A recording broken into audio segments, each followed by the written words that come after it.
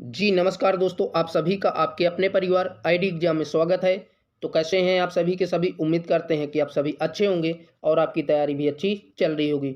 तो दोस्तों, जैसा कि आप सभी को पता है कि डेली शाम को आपकी आरओ के सामान्य अध्ययन की क्लास होती है और ये आज का आपका प्रैक्टिस सेट नंबर 13 है। इससे पहले 12 प्रैक्टिस सेट हमने करवा दिया है। जिन लोगों ने वो सारी क्लासेस को नहीं देखा है तो चैनल में एक अलग से प्लेलिस्ट बना दी गई है, वहाँ से उन क्लासेस को आप देख सकते हैं।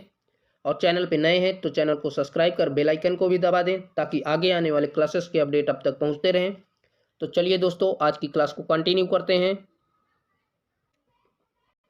तो आज का पहला क्वेश्चन है दोस्तों, मत देने का अधिकार और निर्वाचित होने का अधिकार भारत में से है एक।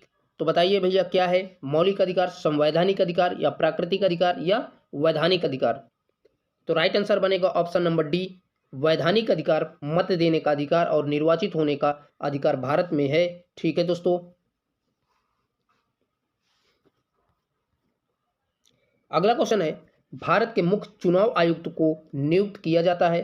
तो बताइए भैया, भारत के मुख्य चुनाव आयुक्त को नियुक्त किया जाता है किसके द्वारा? तो करेक्ट आंसर बनेगा राष्ट्रपति द्वारा जो है नियुक्त किया जाता है और इसका प्रावधान भारतीय संविधान के अनुच्छेद 324 में वर्णित है। ठीक है दोस्तों, याद रखिएगा। आइए बढ़ते हैं नेक्स्ट क्वेश्चन की तरफ।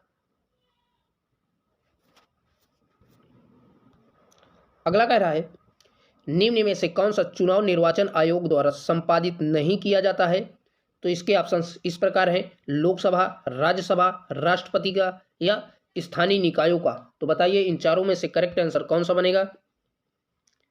तो इन चारों में से करेक्ट आंसर हो जाएगा ऑप्शन नंबर डी, स्थानीय निकायों का जो है चुनाव निर्वाचन आयोग द्वारा संपादित नहीं किया जाता है। ठीक है दोस्तों, बढ़ते हैं नेक्स्ट क्वेश्चन की तरफ। नेक्स्ट क्वेश्चन कह रहा है, संविधान में संशोधन की पहल की जा सकती है। तो बताइए भैया, इनमें से करेक्ट आंसर कौन सा बनेगा जिसमें संविधान में संशोधन की पहल की जा सकती है? केवल लोकसभा में, केवल राज्यसभा में या केवल राज्य विधानसभाओं में या संसद के किसी भी एक सदन में?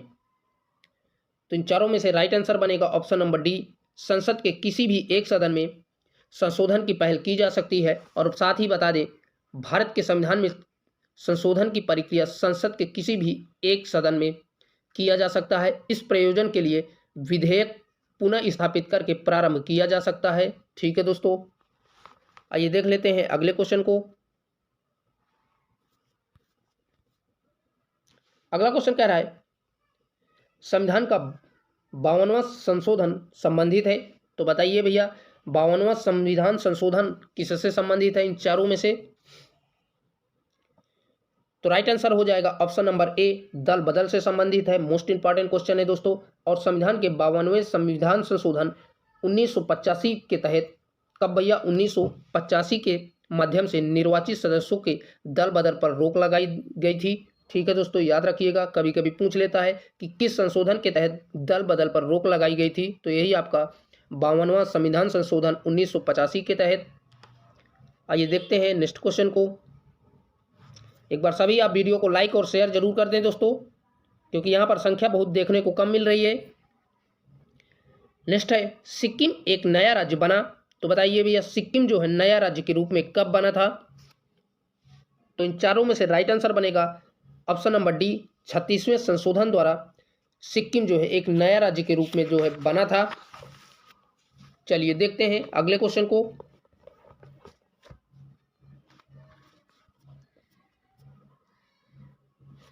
क्वेश्चन कह रहा है, भारतीय संविधान के प्राधिकृत हिंदी पाठ को निम्नलिखित में से संशोधनों में से किसके द्वारा प्रकाशित करने के लिए अधिकृत किया गया है? तो इसके ऑप्शन इस प्रकार हैं। तो बताइए भैया, किसके प्रति हिंदी के जो है पाठ को संविधान के संशोधनों में से किसके द्वारा प्रकाशित करने के लिए अधिकृत किया गया है?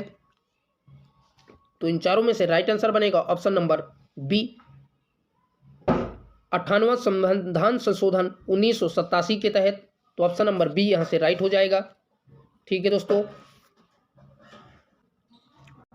आइए देखते हैं नेक्स्ट क्वेश्चन को। क्वेश्चन कह रहा है, पंचायत चुनाव होते हैं। तो बताइए भैया, पंचायत चुनाव कब होते हैं? प्रत्येक 4 वर्ष में, प्रत्येक 5 वर्ष में, प्रत्येक 6 वर्ष में या सरकार की इच्छा अनुसार? तो आप सभी को पता होगा कि पंचायत चुनाव प्रत्येक 5 वर्षों में होते हैं। ठीक है दोस्तों, तो ऑप्शन नंबर बी करेक्ट हो जाएगा और इसका प्रावधान संविधान के अनुच्छेद 243 में वर्णित है। ठीक है दोस्तों, आइए देख लेते हैं अगले क्वेश्चन को।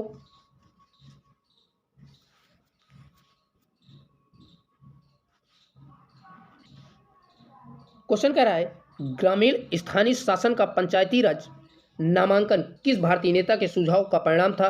तो बताइए भैया, ग्रामीण स्थानीय शासन का पंचायती राज नामांकन किस भारतीय नेता का सुझाव था? तो इसके ऑप्शन इस प्रकार हैं। तो ऑप्शन नंबर डी करेक्ट हो जाएगा। एम के गांधी अर्थात महात्मा गांधी के ये सुझाव थे। ठीक है दोस्तों, चलिए देखते हैं अगले क्वेश्चन को। क्वेश्चन कह रहा है पंचायती राज की अनुशंसा किसने की? तो बताइए भैया, पंचायती राज की अनुशंसा किसके द्वारा की गई थी? तो करेक्ट आंसर बनेगा ऑप्शन नंबर डी, बलवंत राय मेहता समिति की रिपोर्ट 1957 के तहत जो है बलवंत राय मेहता समिति की रिपोर्ट प्रस्तुत की गई थी, जिसमें पंचायती राज की अनुशंसा की गई थी। ठीक है दोस्तों, चलिए देखते हैं अगले क्वेश्चन को।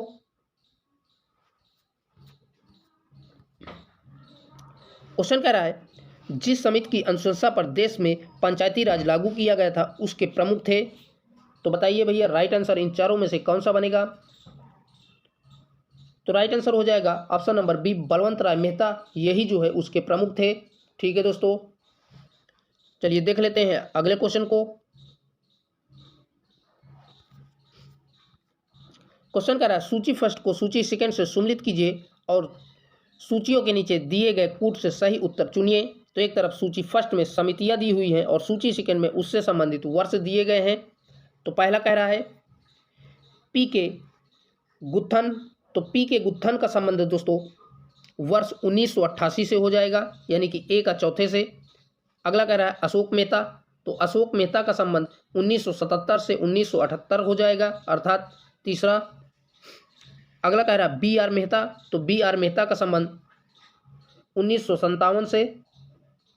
और लास्ट कह रहा है एल एम सिद्धवी। तो एल एम सिद्धवी का संबंध 1986 से हो जाएगा। तो इस प्रकार से इसका मिलान हो जाएगा। ठीक है दोस्तों, याद रखिएगा। चलिए देखते हैं अगले क्वेश्चन को।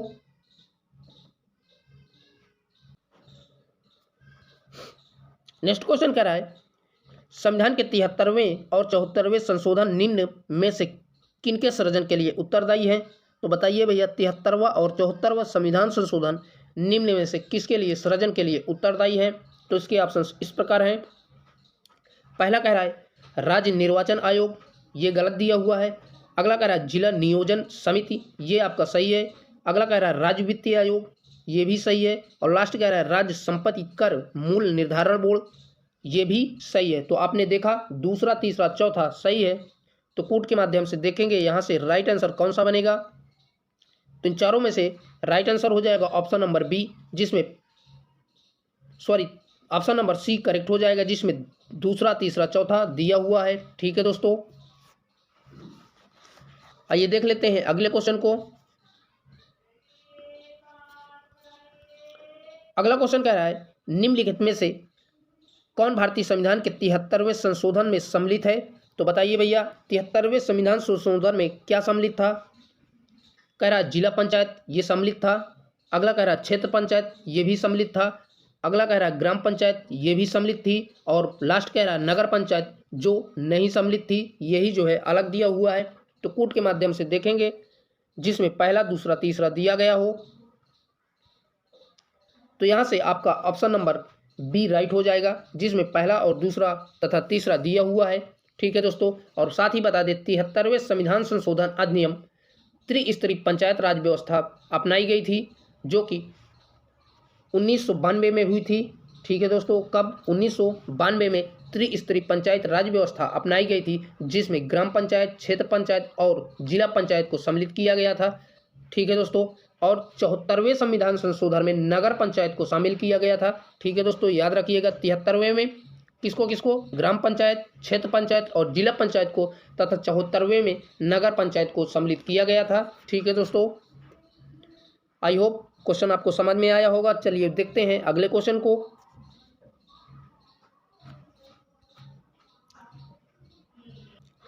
क्वेश्चन कह रहा है भारतीय संविधान के 73वें संशोधन के संदर्भ में निम्नलिखित में से कौन सा कथन सही है। तो बताइए भैया 73वें संविधान संशोधन के संदर्भ में कौन सा कथन सही है। तो पहला कह रहा है इनमें पंचायतों को स्वशासन की संस्था स्वीकार किया गया, सही बताया है दोस्तों। अगला कह रहा है इसमें शहरी स्थानीय सरकार को स्वशासन की संस्था स्वीकार की गई थी, जो कि बिल्कुल गलत दिया है। ये 73वें में नहीं, ये आपका 74वें में जो है स्वीकार किया गया था। तो आपने देखा दोस्तों केवल पहला सही है, तो कूट के माध्यम से देखेंगे राइट आंसर कौन सा बनेगा। तो यहाँ से ऑप्शन नंबर सी राइट हो जाएगा, जिसमें केवल पहले को दिया है। ठीक है दोस्तों, आइए देख लेते हैं अगले क्वेश्चन को। आज थोड़ा दोस्तों मेरी तबीयत ठीक नहीं है, जिसकी वजह से आवाज़ में आपको थोड़ा प्रॉब्लम आ रही होगी।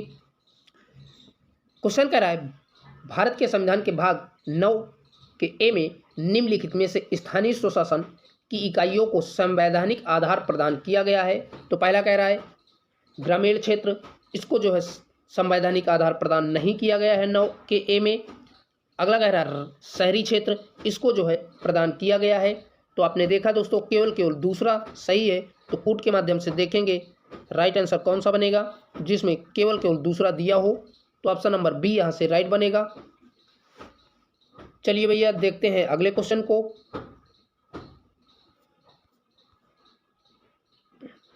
क्वेश्चन कह रहा है एक क्षेत्र पंचायत का क्षेत्र निर्धारित किया जाता है। तो कैसे निर्धारित किया जाता है। किसी भी क्षेत्र पंचायत का क्षेत्र राज्य चुनाव आयोग द्वारा, राज्य सरकार द्वारा, मंडल के आयुक्त द्वारा या जनपद के अधिकारी द्वारा।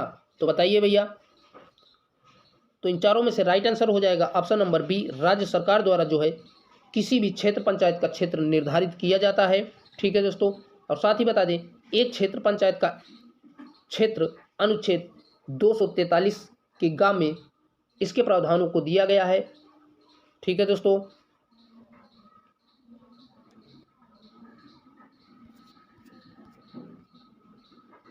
क्वेश्चन कह रहा है निम्नलिखित में से कौन भारतीय संविधान के अंतर्गत सही सुमेलित नहीं है। तो बताइए भैया इनमें से राइट आंसर कौन सा बनेगा जो सही सुमेलित नहीं हो। पहला कह रहा है पंचायत भाग 9, ये आपका सही दिया हुआ है। अगला कह रहा है नगर पालिकाएं 9 के का में, ये भी आपका सही दिया हुआ है। अगला कह रहा है सहकारी समितियां भाग 9 के खा में, ये भी सही है। और लास्ट कह रहा है अधिकरण भाग 10, यही जो है गलत दिया हुआ है। तो इस प्रश्न का आंसर दोस्तों यही आपका राइट हो जाएगा, अधिकरण भाग 10 यही गलत दिया हुआ है। और बात करें भाग 10 के अंतर्गत अनुसूचित और अनुसूचित जनजातियों के क्षेत्रों का उल्लेख मिलता है। ठीक है दोस्तों, पर यहाँ पर अधिकरण दिया है जो कि गलत दिया हुआ है। चलिए देख लेते हैं अगले क्वेश्चन को।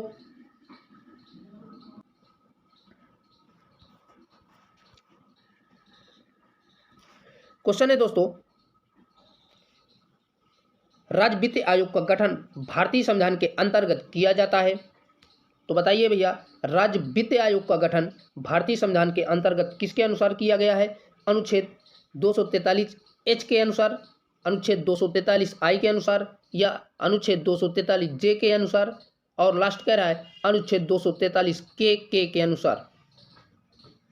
तो इन चारों में से राइट आंसर बनेगा ऑप्शन नंबर बी, अनुच्छेद 243 आई के अनुसार राज्य वित्त आयोग का गठन किया जाता है। ठीक है दोस्तों, और यह पंचायतों की वित्तीय स्थिति के पुनरावलोकन के लिए गठित किया जाता है। ठीक है दोस्तों, साथ में ये भी याद रखिएगा। आइए देख लेते हैं अगले क्वेश्चन को। क्वेश्चन है अनुसूचित जनजातियों के लिए राष्ट्रीय आयोग गठित करने का प्रावधान संविधान के किस अनुच्छेद में है।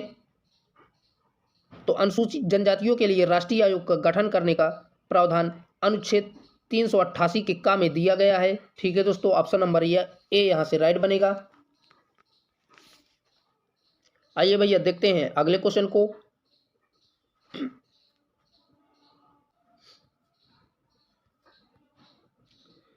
क्वेश्चन है भारतीय संविधान का भाग 16 संबंधित है। तो बताइए भैया भारतीय संविधान का भाग 16 किससे संबंधित है। पहला कह रहा प्रशासनिक अधिकरण से, अखिल भारतीय सेवाओं से, वित्तीय आयोग से या कुछ वर्गों के लिए विशेष उपबंध से। तो इन चारों में से राइट आंसर बनेगा ऑप्शन नंबर डी, कुछ वर्गों के विशेष उपबंध से भारतीय संविधान का भाग 16 संबंधित है। तो यही इसका सही जवाब हो जाएगा ऑप्शन नंबर डी। ठीक है दोस्तों, अगला क्वेश्चन कह रहा है लोकसभा में एंग्लो इंडियन समुदाय के प्रतिनिधित्व के लिए प्रावधान संविधान में किस अनुच्छेद के अंतर्गत किया गया है। तो क्वेश्चन है दोस्तों, लोकसभा के एंग्लो इंडियन समुदाय के प्रतिनिधित्व के लिए प्रावधान संविधान में किस अनुच्छेद में दिया गया है। तो भारतीय संविधान के अनुच्छेद 331 में इसके प्रावधान दिए गए हैं। तो ऑप्शन नंबर ए यहाँ से राइट हो जाएगा। ठीक है भैया, बढ़ते हैं अगले क्वेश्चन की तरफ। ये जितने भी क्वेश्चन है आज के दोस्तों, सभी के सभी प्रीवियस ईयर क्वेश्चन है। क्वेश्चन है भारतीय संविधान का कौन सा अनुच्छेद लोकसभा एवं विधानसभा के प्रतिनिधियों को निर्वाचित करके अर्थात वयस्क मताधिकार का अधिकार प्रदान करता है। मोस्ट इंपॉर्टेंट क्वेश्चन है दोस्तों। तो बताइए कौन सा अनुच्छेद वयस्क मताधिकार का जो है अधिकार प्रदान करता है। तो इन चारों में से राइट आंसर हो जाएगा अनुच्छेद 326, यही जो है वयस्क मताधिकार से संबंधित है। ठीक है दोस्तों, आइए देख लेते हैं अगले क्वेश्चन को।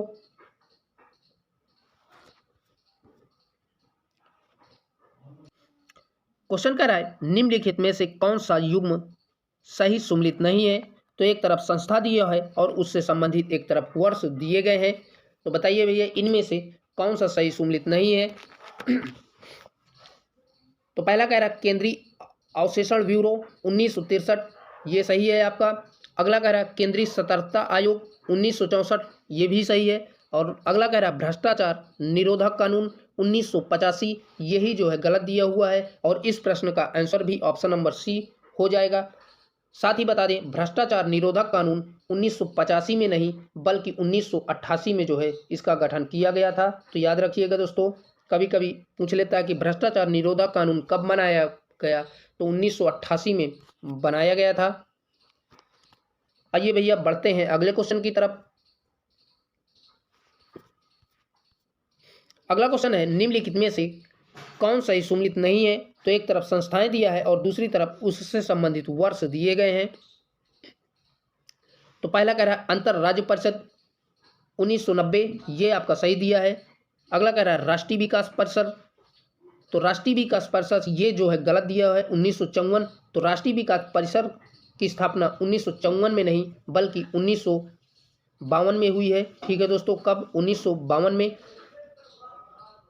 और यही इस प्रश्न का आंसर हो जाएगा ऑप्शन नंबर बी, यही जो है गलत दिया हुआ है। राष्ट्रीय विकास परिषद 1954, जो कि इसकी स्थापना 1952 में की गई थी। ठीक है दोस्तों, याद रखिएगा। आइए देख लेते हैं अगले क्वेश्चन को। अगला क्वेश्चन कह रहा है, क्वेश्चन है दोस्तों निम्नलिखित में से कौन सही सुमेलित नहीं है। तो इनमें से जो सही सुमेलित नहीं है उसको आपको पहचान करना है। तो पहला कह रहा है कंपनी अधिनियम 2013, ये आपका सही दिया हुआ है। अगला कह रहा है भारतीय संविदा अधिनियम 1870, ये आपका गलत दिया हुआ है दोस्तों। भारतीय संविदा अधिनियम 1870 में नहीं बल्कि 1872 में हुआ था। ठीक है दोस्तों, याद रखिएगा। यही इस प्रश्न का आंसर हो जाएगा ऑप्शन नंबर बी करेक्ट हो जाएगा। आइए भैया बढ़ते हैं अगले क्वेश्चन की तरफ। क्वेश्चन है एशियाई विकास बैंक का इंडिया रेजिमेंट मिशन कहाँ अवस्थित है। मोस्ट इंपॉर्टेंट क्वेश्चन है दोस्तों। तो बताइए भैया एशियाई विकास बैंक इंडिया रेजिमेंट मिशन कहाँ अवस्थित है। मुंबई में, नई दिल्ली में, कोलकाता में या बेंगलुरु में। तो राइट आंसर बनेगा ऑप्शन नंबर बी, यह जो है दिल्ली में स्थित है। ठीक है दोस्तों, नई दिल्ली में। तो ऑप्शन नंबर बी राइट बनेगा।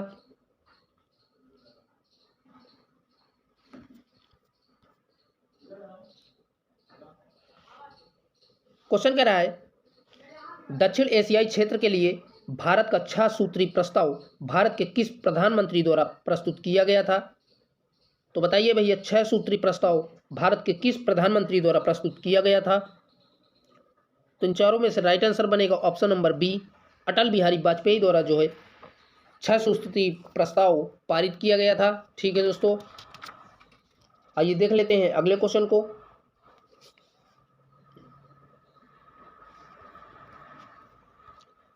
अगला कह रहा है प्रेस काउंसिल ऑफ इंडिया का अध्यक्ष कौन है। मोस्ट इंपॉर्टेंट क्वेश्चन है दोस्तों। तो ऑप्शन नंबर बी यहां से राइट बनेगा, मार्क डे कटाजू, यही जो है प्रेस काउंसिल ऑफ इंडिया के अध्यक्ष थे। ठीक है दोस्तों, आइए देख लेते हैं अगले क्वेश्चन को। अगला क्वेश्चन कह रहा है भारत की संसद द्वारा आपदा प्रबंधन अधिनियम पारित हुआ था। यह भी क्वेश्चन कई एग्जामों में पूछा हुआ है दोस्तों। तो आपदा प्रबंधन एक्ट वर्ष 2005 को भारत सरकार द्वारा देश के प्राकृतिक या मानव जनहित आपदाओं के कुशल प्रबंधन के लिए जो है ये अधिनियम लाया गया था। तो दोस्तों इन चारों में से राइट आंसर बनेगा ऑप्शन नंबर बी, वर्ष 2005 में भारत सरकार द्वारा इस अधिनियम को लाया गया था।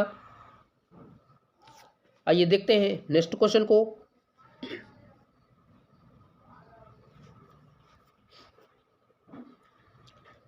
क्वेश्चन कह रहा है जिबूती आचार संहिता संबंधित है। तो बताइए भैया जिबूती आचार संहिता संबंधित है किससे। तो इन चारों में से राइट आंसर बनेगा option number B. Option number B में दिया है समुद्री डकैतों के विरुद्ध अंतर्राष्ट्रीय समूह, यही जो है जिबूती आचार संहिता से संबंधित है। और साथ ही बात करें जिबूती की, तो जिबूती जो है आचार संहिता समुद्री डकैतों के विरुद्ध अंतर्राष्ट्रीय समूह से संबंधित है। यह आचार संहिता पश्चिम हिंद महासागर, लाल सागर तथा आदम की खाड़ी में जहाज़ों की समुद्री डकैती की सुरक्षा हेतु 29 जनवरी वर्ष 2009 में जो है प्रारंभ की गई थी। ठीक है दोस्तों, आइए देख लेते हैं अगले क्वेश्चन को। क्वेश्चन है निम्नलिखित में से किसे द्वितीय पीढ़ी का मानव अधिकार समझा जाता है। तो बताइए काम का अधिकार, शिक्षा का अधिकार, स्वतंत्रता का अधिकार या समता का अधिकार। तो इन चारों में से राइट आंसर बनेगा ऑप्शन नंबर बी, शिक्षा का अधिकार, यही जो है द्वितीय पीढ़ी का मानव अधिकार समझा जाता है। मोस्ट इंपॉर्टेंट क्वेश्चन है दोस्तों, याद रखिएगा शिक्षा का अधिकार को द्वितीय पीढ़ी का मानव अधिकार समझा जाता है। आइए देखते हैं नेक्स्ट क्वेश्चन को। अगला क्वेश्चन है 10 दिसंबर मनाया जाता है। तो आप सभी को पता होगा कि 10 दिसंबर को मानवाधिकार दिवस के रूप में मनाया जाता है। तो ऑप्शन नंबर ए राइट बनेगा। और बता दें 10 दिसंबर मानवाधिकार दिवस के रूप में मनाया जाता है।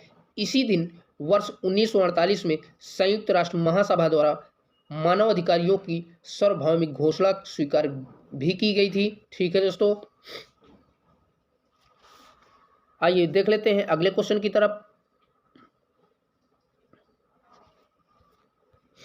क्वेश्चन कह रहा है सूची फर्स्ट को सूची सेकंड से सम्मिलित कीजिए तथा सूचियों के नीचे दिए गए कूट से सही उत्तर का चयन करें। तो एक तरफ सूची फर्स्ट में न्यूनतम आयु दिया है और दूसरी तरफ सूची सेकंड में उससे संबंधित पद या दिए गए हैं।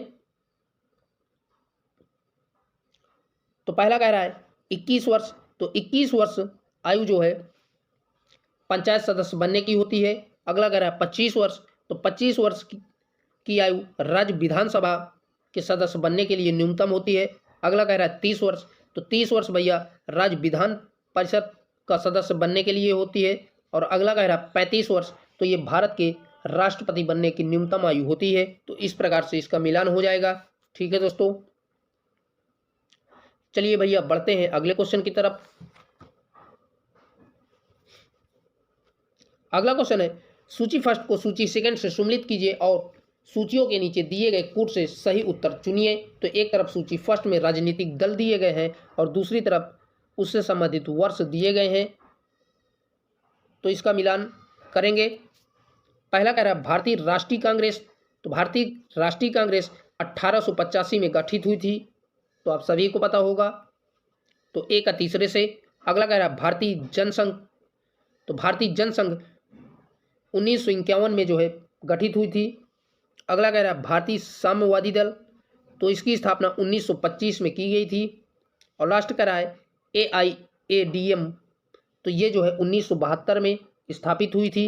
ठीक है दोस्तों, इस प्रकार से इसका मिलान हो जाएगा। तो कूट के माध्यम से देखेंगे राइट आंसर कौन सा बनेगा। तो इन चारों में से राइट आंसर हो जाएगा ऑप्शन नंबर ए करेक्ट हो जाएगा, जिसमें ए को तीसरे से, बी को पहले से, सी को चौथे से और डी को दूसरे से मिलान कराया है। ठीक है दोस्तों, आइए देख लेते हैं अगले क्वेश्चन को।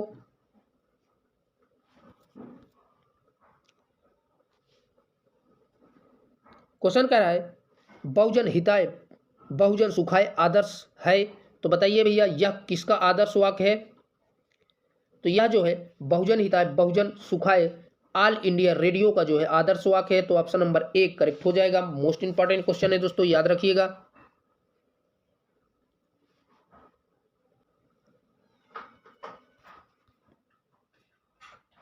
नेक्स्ट क्वेश्चन कह रहा है भारत सरकार ने protection of plant varieties and farmers right अधिनियम निम्नलिखित में से किस वर्ष पारित किया है। 2001 में, 2005 में या 2015 में या उपर्युक्त में से कोई नहीं। तो इन चारों में से राइट आंसर बनेगा ऑप्शन नंबर ए करेक्ट हो जाएगा। वर्ष 2001 में जो है इसको पारित किया गया था। ठीक है दोस्तों, याद रखिएगा। आइए देख लेते हैं अगले क्वेश्चन को।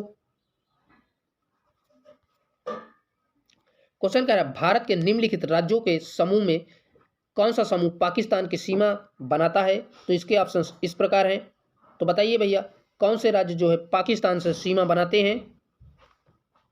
तो इन चारों में से राइट आंसर बनेगा option number B Punjab, Jammu Kashmir, Rajasthan तथा गुजरात। यही जो है राज्य पाकिस्तान के साथ सीमा साझा करते हैं। ठीक है दोस्तों, आइए भैया देख लेते हैं अगले क्वेश्चन को।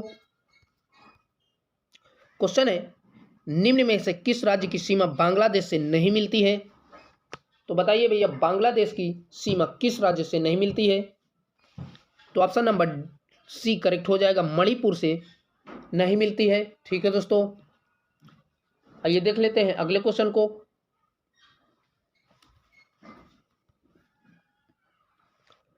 अगला क्वेश्चन है हिमालय के त्रिशूल शिखर के संदर्भ में निम्नलिखित में से कौन से कथन सही है। तो बताइए भैया। पहला कह रहा है यह उत्तराखंड के बागेश्वर जिले में स्थित है। बिल्कुल सही बताया है।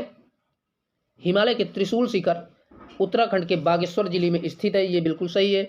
अगला कह रहा है यह चोटी 7500 मीटर से भी अधिक ऊंची है, जो कि गलत बताया है। ठीक है दोस्तों, तो कूट के माध्यम से देखेंगे राइट आंसर कौन सा बनेगा।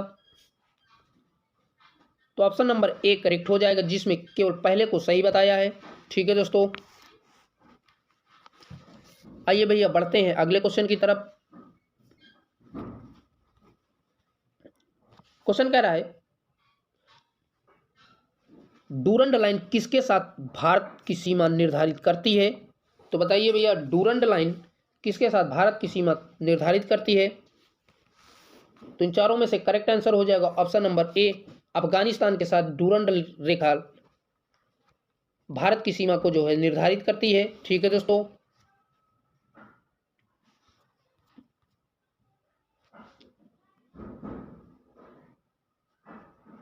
अगला क्वेश्चन कह रहा है भारत के लिए निम्नलिखित कथनों में से कौन सा असत्य है। तो इसके ऑप्शन इस प्रकार हैं। तो पहला कह रहा है भारत विश्व का 7वां बड़ा देश है, ये सही है। अगला कह रहा है भारत जनसंख्या की दृष्टि से विश्व का दूसरा राष्ट्र है, ये भी उसके बारे में सही है। अगला कह रहा है इसकी भूमि सीमा का विस्तार लगभग 15,200 किलोमीटर है, ये भी सही है। अगला कह रहा है सर्वप्रथम सूर्योदय इसके मिजोरम राज्य में होता है, ये गलत दिया हुआ है। भारत में सर्वप्रथम सूर्योदय अरुणाचल प्रदेश में होता है, ना कि मिजोरम राज्य में, यही जो है गलत दिया है। और इस प्रश्न का आंसर भी यही हो जाएगा ऑप्शन नंबर डी। ठीक है दोस्तों, चलिए भैया देख लेते हैं अगले क्वेश्चन को।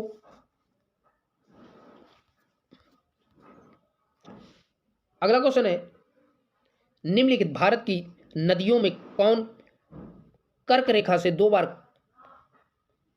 पार करती है। तो क्वेश्चन कह रहा है भारत की नदियों में कौन कर्क रेखा को 2 बार पार करती है।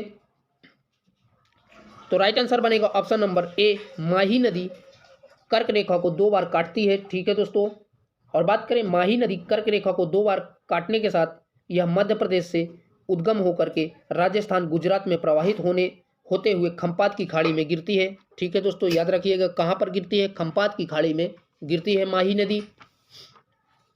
और इसका उद्गम स्थान मध्य प्रदेश से जो है ये उद्गित होती है। आइए देखते हैं अगले क्वेश्चन को। क्वेश्चन कह रहा है निम्नलिखित में से किस राज्य से कर्क रेखा नहीं गुजरती है। मोस्ट इंपॉर्टेंट क्वेश्चन है। तो ऑप्शन नंबर सी करेक्ट हो जाएगा, मणिपुर से कर्क रेखा नहीं गुजरती है। और साथ ही बता दें भारत के 8 राज्यों से कर्क रेखा होकर के गुजरती है। पहला है गुजरात, राजस्थान, मध्य प्रदेश, छत्तीसगढ़, झारखंड, पश्चिम बंगाल, त्रिपुरा और मिजोरम राज्यों से होकर के कर्क रेखा गुजरती है। ठीक है दोस्तों, आइए देख लेते हैं अगले क्वेश्चन को। अगला क्वेश्चन कह रहा है निम्नलिखित में से कौन एक सुमलित नहीं है। तो इनमें से जो सही सुमलित नहीं है उसको आपको पहचान करना है। पहला कह रहा है नाथुला, अरुणाचल प्रदेश। यही जो है पहला वाला ही गलत दिया हुआ है दोस्तों। नाथुला जो है अरुणाचल प्रदेश में ना होकर के यह सिक्किम राज्य में स्थित है। ठीक है दोस्तों, याद रखिएगा। आइए देख लेते हैं नेक्स्ट क्वेश्चन को। अगला क्वेश्चन है भैया इनमें से कौन सा दर्रा पश्चिम घाट पर्वत श्रृंखला में नहीं है। तो बताइए पश्चिम घाट पर्वत श्रृंखला में कौन सा दर्रा नहीं है। तो ऑप्शन नंबर सी करेक्ट हो जाएगा, खैबर दर्रा। यही जो है पश्चिम घाट पर्वत श्रृंखला में नहीं है। ठीक है दोस्तों, चलिए देखते हैं अगले क्वेश्चन को।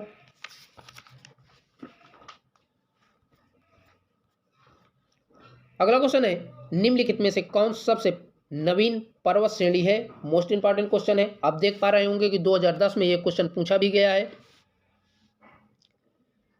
तो राइट आंसर हो जाएगा शिवालिक पर्वत। यही जो है नवीन पर्वत श्रेणी है। तो ऑप्शन नंबर सी करेक्ट हो जाएगा। और बात करें दोस्तों इस शिवालिक पर्वत की, तो भारत का सबसे नवीन पर्वत श्रेणी शिवालिक है, जो कि वलित पर्वत का उदाहरण है। ठीक है दोस्तों, कभी कभी पूछ लेता है वलित पर्वत का उदाहरण कौन सा है, तो यही आपका शिवालिक पर्वत वलित पर्वत का उदाहरण है। चलिए भैया बढ़ते हैं अगले क्वेश्चन की तरफ। क्वेश्चन है भारत का दक्षिण भारत की सबसे ऊंची चोटी है। तो दक्षिण भारत की सबसे ऊंची चोटी आइनिक मुंडी हो जाएगी। तो ऑप्शन नंबर 1 करेक्ट हो जाएगा। और बात करें दोस्तों यह केरल राज्य में स्थित है और इसकी ऊंचाई 2695 मीटर के करीब है। कितनी भैया 2695 मीटर के करीब जो है इसकी ऊंचाई है। और यह केरल राज्य में स्थित है, जो कि भारत की दक्षिणतम सबसे ऊंची चोटी है। चलिए देखते हैं अगले क्वेश्चन को।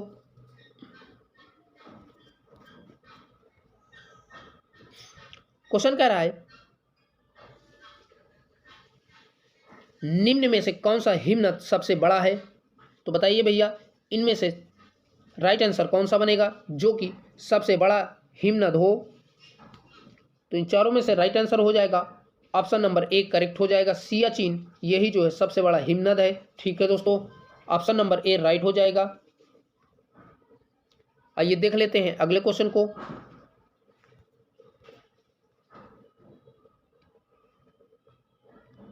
तो आज के लिए इतना ही। यहीं तक आपके मोस्ट 50 क्वेश्चन थे जिनको हमने आपके साथ कवर किया।